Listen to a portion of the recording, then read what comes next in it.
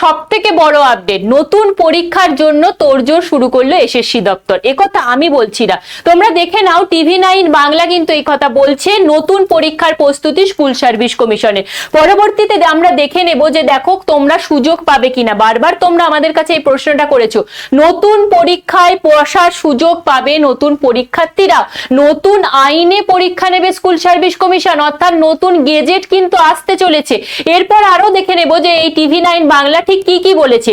পরীক্ষায় বসার সুযোগ পাবেন নতুন পরীক্ষার্থীরা, পাশাপাশি সরকারের কাছ থেকে শূন্য পদের হিসেব পেলে তবেই বিজ্ঞপ্তি। অর্থাৎ শূন্য পদ কিন্তু বাড়তে চলেছে, যেটা আমরা বারবার বলে এসেছি যে হিউজ ভ্যাকেন্সিতে তোমাদের এই নিয়োগ হবে।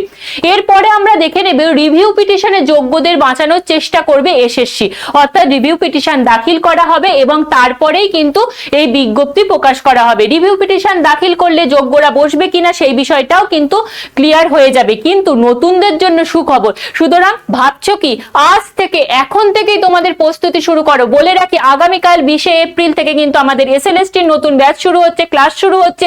সুতরাং যারা এখনো ভাবছো ভর্তি হবে কিনা, তাদের বলবো ঝটপট করে কিন্তু বুকিং নাম্বারে ফোন করে নিজেদের সিট বুকিং করে নাও। Thank you.